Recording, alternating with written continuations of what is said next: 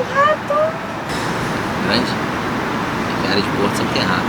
E foi até sua bolsa.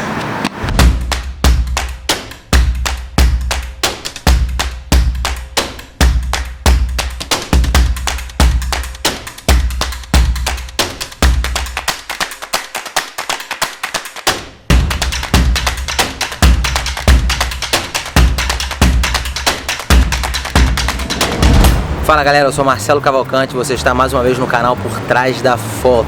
Bom, último dia aqui em Vancouver, fizemos uma viagem incrível pelo Canadá, montanhas rochosas, tivemos alguns percalços aí por conta de variações climáticas aí. O Canadá está vivendo um drama relacionado ao aquecimento global, só que isso não é mundialmente alardeado. Aqui dentro eles sabem o problema que eles estão vivendo, mas a gente lá no Brasil não escuta muito falar sobre isso, então a gente pegou dias com muita fumaça, de queimadas gigantescas que estão acontecendo por aqui. E esse é o último vídeo que eu vou fazer aqui em Vancouver, a nossa última noite. E eu escolhi aqui o... Oops. Hello. Hey. Are you guys getting on? No, not really. Cool.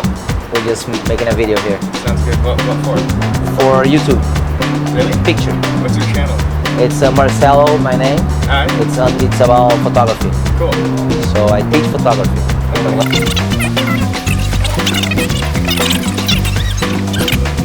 Bom, parou um barco aqui, meio que na foto que eu ia fazer, mas de qualquer forma, para esse último vídeo aqui em Vancouver, no Canadá, eu escolhi o Granville Island. É uma ilhazinha que tem aqui na beira da cidade. Você consegue ver meio que o skyline aqui de Vancouver, os prédios que são virados aqui para a Bahia. É uma vista muito bacana. Eu tive aqui com a Luana na semana anterior a gente viajar para as montanhas, de dia, e era um cenário incrível, lindo, assim, céu azul, maravilhoso. Eu falei, cara, aqui dá uma foto noturna interessante, bem cosmopolita, os prédios iluminados, os barcos passando, tem a ponte. Então eu falei, quando a gente voltar das Montanhas Rochosas, vamos dar um pulo lá à noite. Tá bem vazio aqui agora, tá tranquilo pra gente fazer essa foto. Então chega de falação e vamos pra ação, vou montar o equipamento, vamos nessa. Vou falar uma moeda.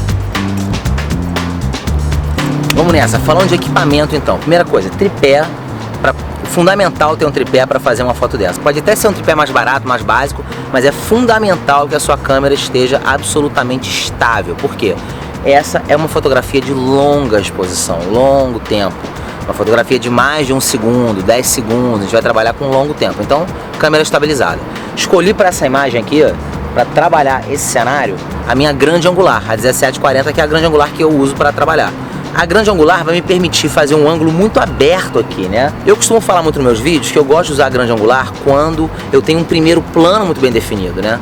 Nesse caso, eu estou muito perto dos prédios, né? Então, eu não preciso desse primeiro plano. O primeiro plano já são os prédios e o mar aqui embaixo. Na parte direita da foto, essa ponte vai entrar com um tamanho muito grande, então ela já vai ficar muito próxima. Por isso que a grande angular vai funcionar muito bem. Vou trabalhar com ela em 17 milímetros, bem aberto. Outra dica legal é o controle remoto, né? Eu gosto muito de usar controle remoto para foto em baixa velocidade, porque eu não preciso encostar na câmera para fazer o clique, né? Só o fato da gente encostar na câmera já dá uma tremidinha, mesmo que esteja bem estabilizada no tripé. Então, se você não tem o controle remoto, usa pelo menos um timer da câmera. Tem câmeras que tem timer de 2 segundos, de 10 segundos. Às vezes você pode até ajustar o tempo do timer, porque você clica, tira a mão, ela estabiliza e depois do timer rodar, ela vai fazer a foto. Bom, falando de fotometria agora. Apesar de estar de noite, eu não preciso usar um ISO muito alto para captar luz. Por quê? É mais interessante eu utilizar uma velocidade baixa para captar essa luz do que forçar o ISO.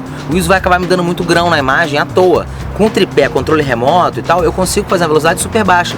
E além disso, o mar que está balançando aqui vai ficar mais chapado, vai ficar muito mais interessante. Então eu vou trabalhar com ISO aqui em volta de 250, não precisa ser 100 também, 250 tá bom. Vou usar um diafragma em 10, porque aí eu consigo um foco bem definido em tudo. Não vou usar um diafragma muito aberto, 10 tá bom.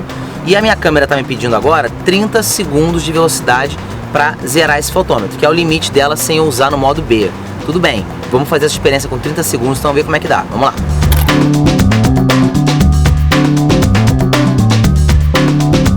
Olha só, com 30 segundos, repara que eu achei que a foto ficou um pouco clara demais. Eu acho que vou usar um tempo um pouco menor, mesmo sabendo que eu não vou estar zerando esse fotômetro, né? Essa linha branca que passou aqui foi um veleiro que passou bem na hora da foto. com a luzinha dele ali, então essa acabou riscando. Vou tentar fazer uma outra foto sem passar nenhum barco para ver se eu consigo, porque tem muito barco passando aqui. Vamos lá. Ó, com 20 segundos já gostei muito mais, tá vendo? Esperei não passar nenhum barco, então ficou limpinha a imagem e a foto no geral ficou mais equalizada nas cores. Não estourou tanto a luz aqui, principalmente na parte do mar. Bom, eu tava refazendo o enquadramento aqui, aproveitei que o barquinho que tava vindo aqui toda hora pegar alguns passageiros parou, e aí eu cliquei. Eu aproveitei as luzes dele, ele fez uma curva aqui bem na frente da foto, embaixo da ponte, e foi pra lá. Dá uma olhada nessa foto, ficou muito interessante, olha aí.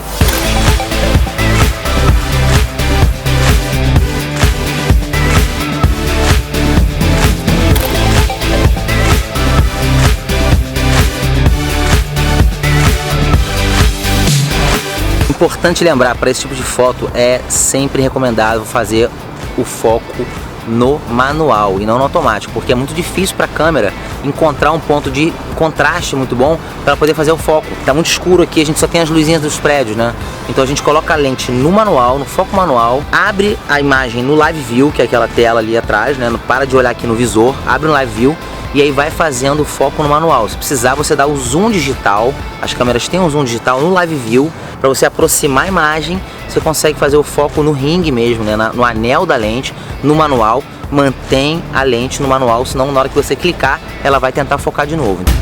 Bom, última foto da noite, vou fazer uma panorâmica. Vou aproveitar, o cenário tá sensacional, tá tudo muito próximo de mim. Então o que eu vou fazer agora é o seguinte, vou girar a câmera para orientação vertical, vou tirar a lente dos 17mm, botar ela mais ou menos 35, 40, para eu trabalhar mais próximo e poder fazer essa panorâmica. Quando você faz a panorâmica com 17mm, ou seja, em grande angular, acaba que as fotos ficam muito arredondadas, elas ficam muito grande angular, né? O grande angular, ela distorce demais a imagem, pode não funcionar. Então, para esse tipo de foto, eu prefiro trabalhar com uma distância focal mais próxima, geralmente até acima de 50, 60mm. Como eu tô só com a grande angular aqui hoje, vou trabalhar em 40, que tá de bom tamanho. E aí aquela coisa, foto em pé, para você ter a panorâmica comprida, mas alta também. E a última dica é a seguinte, vamos deixar sempre que as fotos tenham uma área de sobreposição. Eu não posso fazer a primeira foto, girar o tripé e fazer a segunda cravada. A segunda tem que ter um pouco de imagem da primeira também, para o software depois, no caso o Photoshop, encontrar essa coincidência e juntar as fotos digitalmente. Vamos começar a fazer lá, vamos lá.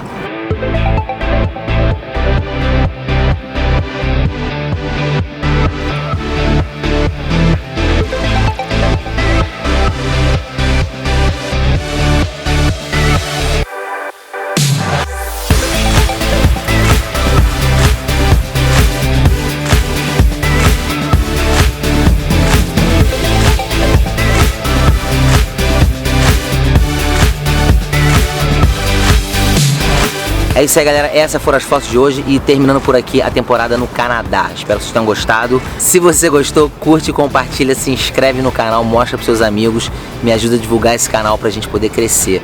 E a gente se vê no próximo vídeo, não sei onde vai ser, mas a gente se vê lá. Valeu!